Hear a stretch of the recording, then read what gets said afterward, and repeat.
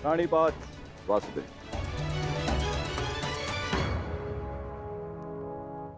प्राणिपात गांधीवधारी अर्जुन। प्राणिपात, परंतु मैंने आपको पहचाना नहीं ब्राह्मण देव। महान व्यक्ति के पास समय ही कहां होता है किसी और से परिचित होने के लिए, परंतु महान व्यक्ति से समस्त संसार परिचित रहता है। वासुदेव का पराक्रम और अर्जुन के शौर्य से ऐसा कौन है इस संसार में जो परिचित ना हो।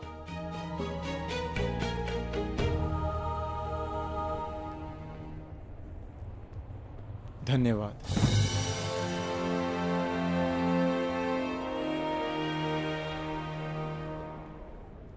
मेरा आशीर्वाद है अर्जुन, इस महाभारत के युद्ध में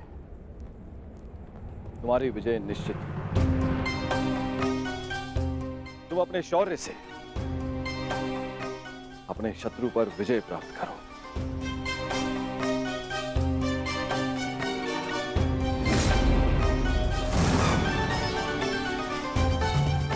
मैंने आपकी बात सुनी वासुदेव, और मैंने उसके मंतव्य को भी समझा, परंतु सूर्यदेव केवल एक पिता ही नहीं, वो इस समस्त संसार को ऊर्जा भी देते हैं।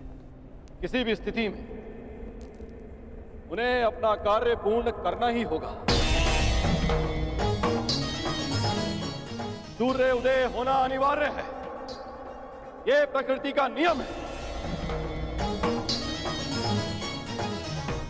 अवश्य, परंतु इन नियमों के बंधन में सभी आते हैं ब्राह्मण देव। सूर्य देव पर, मुझ पर भी, और आप भी। नियति चाहे प्रकृति की हो, चाहे देवताओं की हो या फिर मनुष्य की, परंतु उसे समझ पाना बहुत कठिन कार्य है। आपको स्मरण करवा देता हूं ब्राह्मण देव, मनुष्य को दुर्बल समझना देवताओं के लिए घातक सिद्ध हो सकता है। ऐसा कोई विघ्न नहीं जो एक दृढ़ निश्चयी मनुष्य का मार्ग रोक सके। यदि मनुष्य चाहे तो वो पर्वतों का स्थान भी बदल सकता है। मैं मनुष्य की नियति और निश्चय को कम नहीं आंक रहा वासुदेव, परंतु किसमें कितना बल है ये तो केवल परीक्षा से ही सिद्ध होगा। कभी कभी परीक्षा में परीक्षार्थी नहीं, परीक्षा लेने वाला भी असफल हो जाता है ब्राह्मण देव।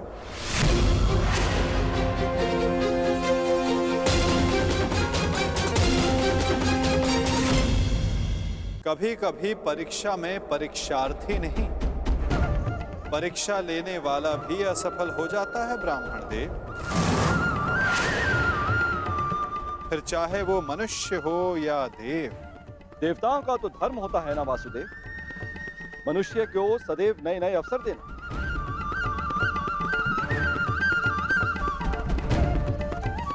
उचित कहा आपने ब्राह्मण देव, परंतु अवसर में यदि छल और भेदभाव आ जाए तो वो अवसर नहीं होता।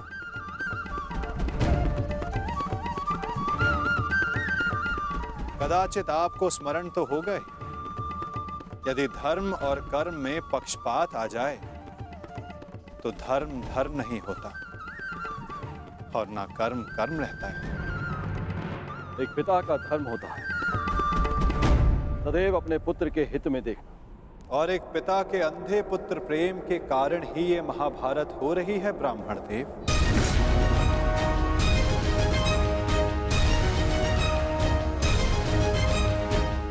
मुझे पिता से कोई लेना देना नहीं, देखना यह है कि क्या एक पुत्र अपना धर्म निभा पाता है या नहीं।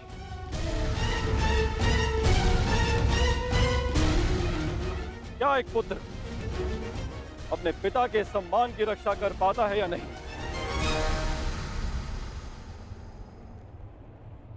आज्ञा दें वासुदेव, मेरा प्रस्थान करने का समय हो चला है। प्राणिपात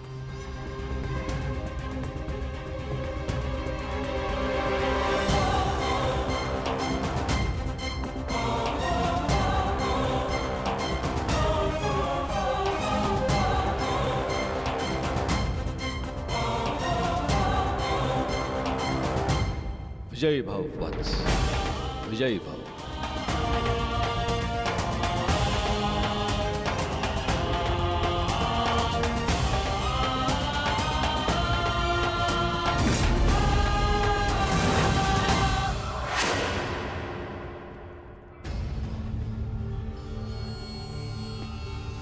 रुक जाइए पिताश्री।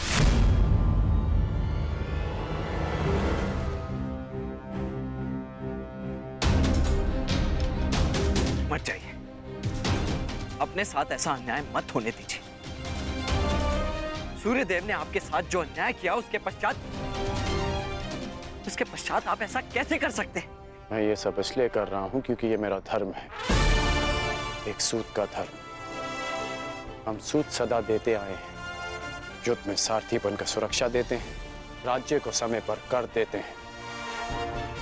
आज एक सूर्य पुत्र के सम्मान का नहीं, एक सूत पुत्र के सम्मान का प्रश्न है। वो सूत पुत्र जिसने दान में मांगी हर वस्तु देने का वचन दिया है, आज मुझसे कोई मेरे कवच और कुंडल क्या प्राण भी मांगेगा तो मैं दे दूंगा।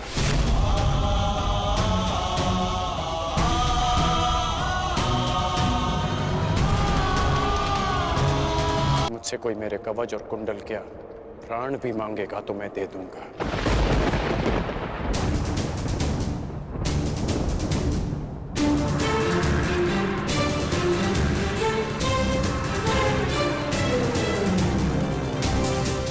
नहीं पिताश्री, मैं आपको ऐसा नहीं करने दूंगा, चाहे कुछ भी हो जाए। मेरे मार्ग से हटो, मेरे मार्ग से हटो और मुझे मेरा धर्म निभाने दो।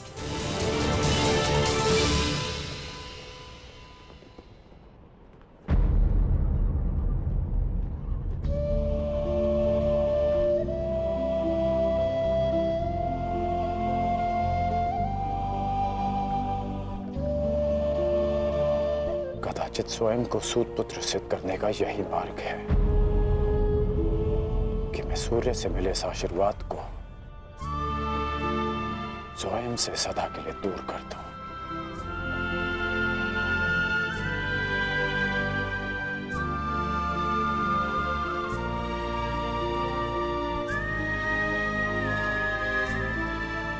पिताश्री, परंतु सूर्यदेव तो अभी तक उदित भी नहीं हुए।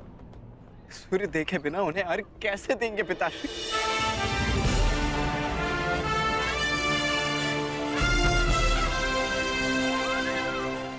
सूर्य उदय होगा और उनका प्रकाश पहले से अधिक तीव्र होगा, क्योंकि उस प्रकाश में उनके पश्चाताप और खेद की ज्वाला सम्मिलित होगी।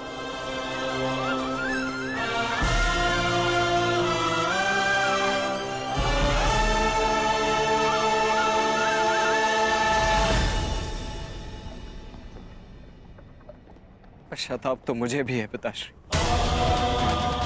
कि मैं आपको कभी ठीक से समझ ही नहीं पाया। परंतु मैं आपको स्वयं के साथ ये अन्याय नहीं करने दूंगा। केवल एक ही व्यक्ति है जो इस अन्याय को होने से रोक सकता है। हाँ,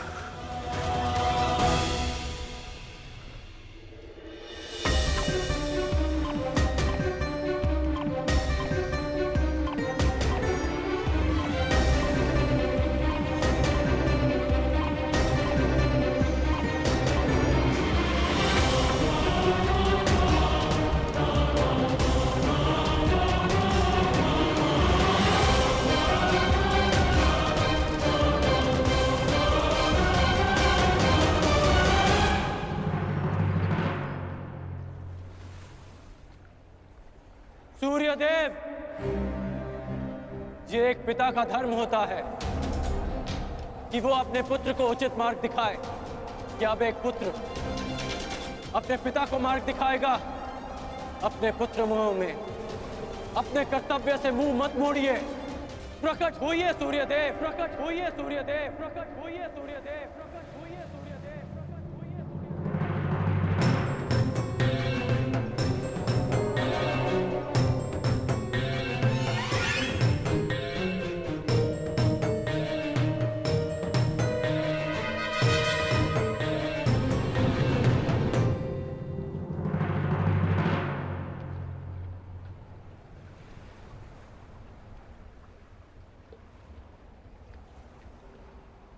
सूर्यदेव ने ना उदय होने का प्रण लिया है कर्ण। सूर्य उदय की प्रतीक्षा कर कर अपना समय व्यर्थ कर रहे हो कर्ण। सूर्यदेव अपना उत्तरदायित्व भूल चुके हैं। प्रकृति निर्मोही है और उसका संबंध केवल अपने कर्तव्य से है। और स्वयं सूर्यदेव भी इस प्रकृति का महत्वपूर्ण भाग है।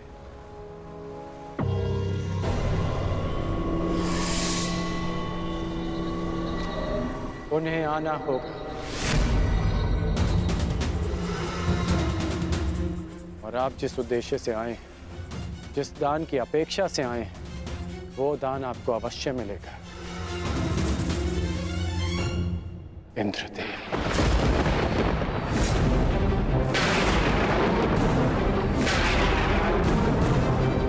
आपने एक भिक्षुक की मर्यादा का उल्लंघन किया है।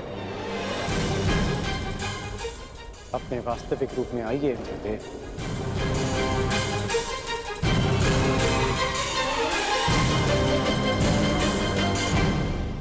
इसका अर्थ है कि सूर्यदेव ने तुम्हें पहले ही मेरे मंतव्य से अवगत करा दिया। परंतु आश्चर्य का, फिर भी तुम अर्घ देने, दान देने, भेंट देने चले आए अंगराज। सूर्यदेव ने वो किया जो एक पिता का धर्म होता है। आपने वो किया जो एक पिता का मोह होता है। और मैं वो करूंगा जो एक योद्धा का कर्तव्य होता है, वचन का पालन। और जब देवराज स्वयं भिक्षुक बनकर दान मांगने आए हैं, तो इस राधे के लिए इससे अधिक गर्व की बात और क्या हो सकती है। अद्भुत, बहुत अधिक आत्मविश्वास है तुम्हें तुमको। परंतु ज्ञात रहे, अति आत्मविश्वास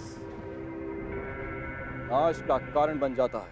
विश्वास तो आप खो बैठे हैं कि जब तक मेरे पास कवच और कुंडल है, आपका पुत्र अर्जुन मुझे परास्त नहीं कर पाएगा। मेरे लिए यह गर्व की बात है कि अर्जुन मेरा सामना तब करेगा जब मेरे पास कोई सुरक्षा नहीं होगी। तभी मेरा वास्तविक कौशल उसके समक्ष आएगा। बहुत अहंकार है तुम्हें स्वयं पर अंगराज। भला मुझे किस बात का अहंकार होगा? कवच और कुंडल का? ये तो एक पुत्र को उसके पिता की ओर से एक सामान्य उपहार है। मेरा अभिमान, मेरा पराक्रम और कौशल है, जिसे अब आप भी देखेंगे और आपका पुत्र भी। मैं अपना कवच और कुंडल आपको प्रसन्नता से भेंट कर दूंगा, क्योंकि युद्ध में बने रहने के लिए मुझे इनकी आवश्यकता नहीं है। उसके लिए मेरा पराक्रम और मेरे गुरु का प्रशिक्षण ही पर्याप्त है। परंतु आपको दान लेने के लिए एक ब्राह्मण का रूप धारण करने की आवश्यकता नहीं थी। आपको देवराज होने की मर्यादा में रहना चाहिए था। मानता हूं कि मैंने पुत्र मोह में ऐसा किया, परंतु पुत्र मोह का अपराधी केवल मैं ही नहीं, कोई और भी है जो अपने कर्तव्य मार्ग से टिक रहा है। कदाचित तुम्हारे पिता आज उदय ना होकर तुम्हें दान नहीं करने देना चाहते। दान का वचन मेरा है, जिसे मैं पूर्ण करूंगा। और उदय होना सूर्यदेव का धर्म है। जब पुत्र अपना कर्तव्य निभा रहा है, तो एक पिता को भी अपना धर्म निभाना होगा। सूर्यदेव को उदित होना होगा।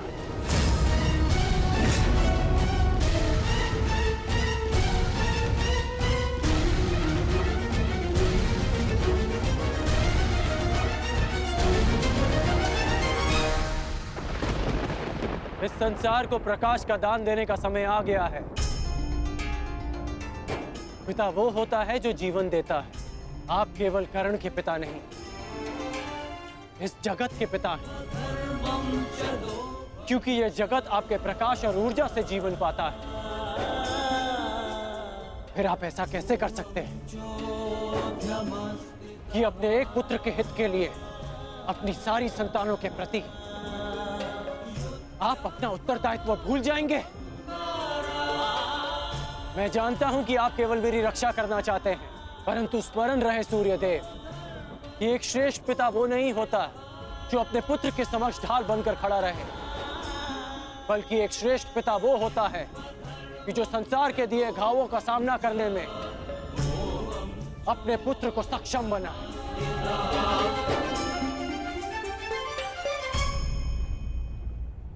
अवसर की प्रतीक्षा अवसरवादी करते हैं, छल करके अपना मंतव्य पूर्ण करते हैं।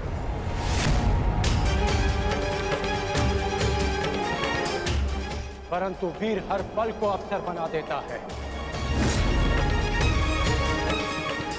जिस प्रकार सूर्य को छाया के लिए मेघों की आवश्यकता नहीं,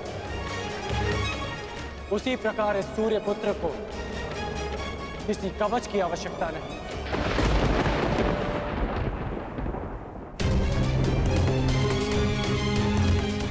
आपने अपना कर्म किया, अब मुझे मेरा धर्म निभाने दीजिए।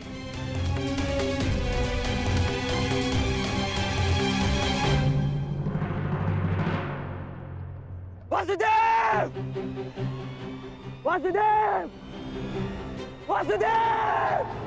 क्या आप मुझे योग्य नहीं समझते कि मैं अपने जीवन का निर्णय स्वयं ले सकूं? अगर आपको मुझ पर विश्वास है तो ये निर्णय मुझे लेने दीजिए,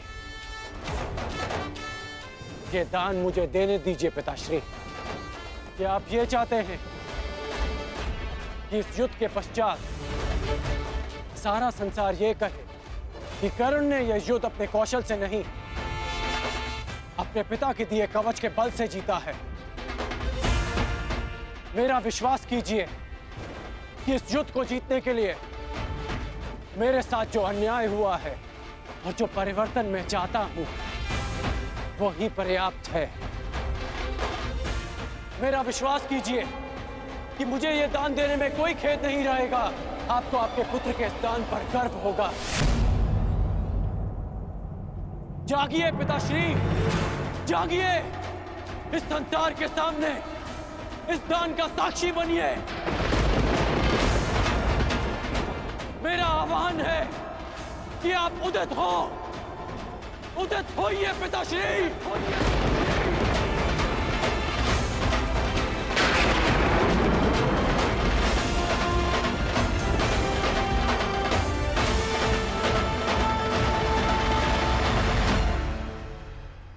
मेरा आह्वान है कि आप उदित हो, उदित होइए पिताश्री।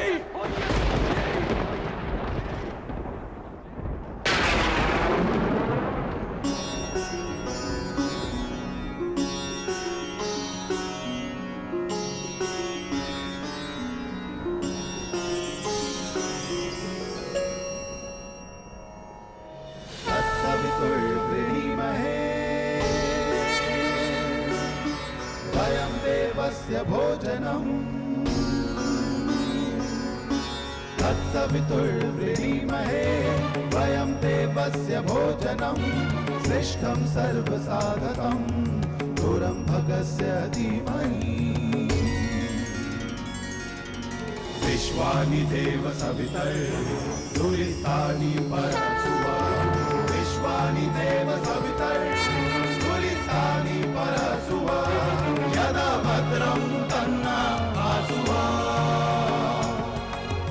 यदा भद्रं तन्ना आसुवा।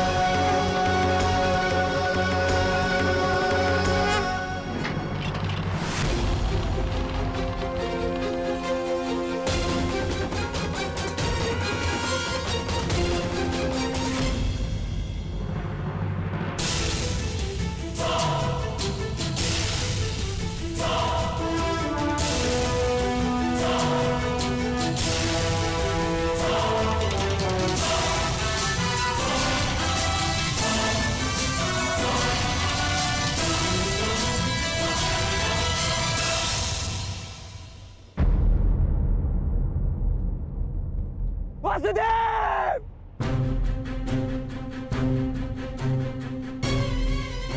शत्रु पक्ष योद्धा होकर यहाँ क्या कर रहे हो? मैं तुम्हें अभी समाप्त कर दूंगा। शांत विकोदर।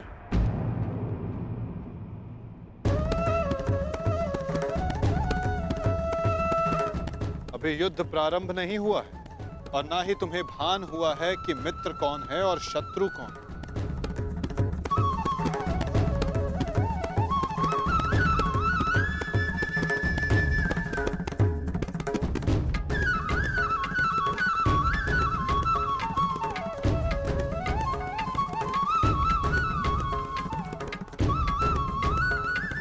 मेरे साथ आओ वृषसेन।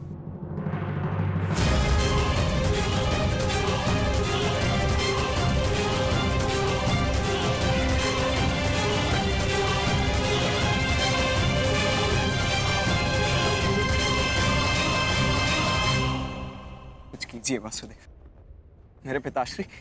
मुझे सब ज्ञात है वत्स। अभी कुछ क्षण पूर्व इंद्रदेव मुझसे भेंट करके गए हैं। फिर भी आपने ऐसा होने दिया।